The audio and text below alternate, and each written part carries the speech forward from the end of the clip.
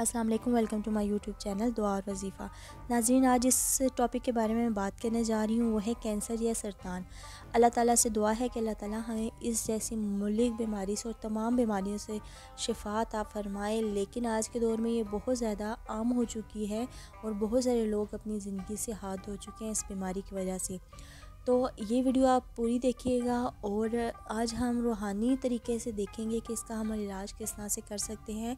और अगर वीडियो आपको पसंद आए तो आप इसको लाइक और शेयर कर दीजिएगा कि हो सकता है कि आपके एक शेयर करने से किसी की जान बच सके। पहले हम देखेंगे कि कैंसर या सरतान होता क्या है और ये कैसे पैदा होता है। कोई इंसान जब एक, दो या चंद ख़यालात में गिरफ़्तार होता है तो वो बरकी रूह जो ख़यालात के ज़रिए बनती है वो जहरीली हो जाती है। ये जहरीली रूह चूँकि खून के अंदर भी जहर पैदा कर देती है, इसलिए इस रोग के अदम तवाज़न की बना पे खून में खुर्दबीनी तरीके से नज़र ना आने वाले वायरस बन जाते हैं और ये कीड़े किसी एक जगह पर अपना घर बना लेते हैं। वो बरकी रोग जो सिर्फ ज़िंदगी के मसरफ़ में आने चाहिए इन कीड़ों की खुराक बन जाती है। नतीजा में खुराक का छोटे से छोटा ज़रा जो बरकी रोग के साथ खून में दूर करता था, बजाय फ़ायदे के नुकसान पहुंचाता है। इन कीड़ों की खुराक खून के वो ज़रात होते हैं जो सुर्ख खुलिये या RBC जिन्हें कहते हैं। रफ्ता रफ्ता मरीज़ के अंदर सुर्ख ज़रात ख़त्म होकर सफ़ेद ज़रात की कसरत हो जाती है जो कि कैंसर का मौजब बनते हैं।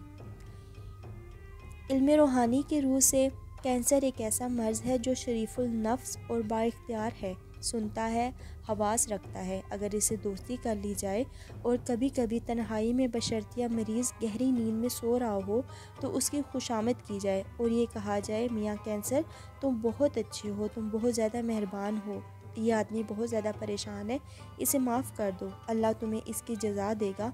तो कैंसर का मरीज़ तो जो इंसान वो कैंसर के मरीज़ को छोड़ दे तो वो दोस्तदारी का सबूत देता है।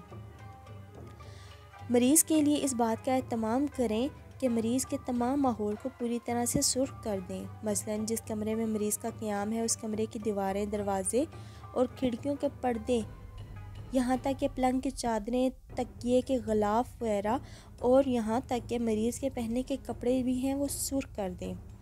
और मरीज़ के मशरूबात के रंग भी सुर्ख कर दें और खाने वाली चीज़ों का भी सुर्ख रंग पानी में घोल के रोशनासी बनाएं।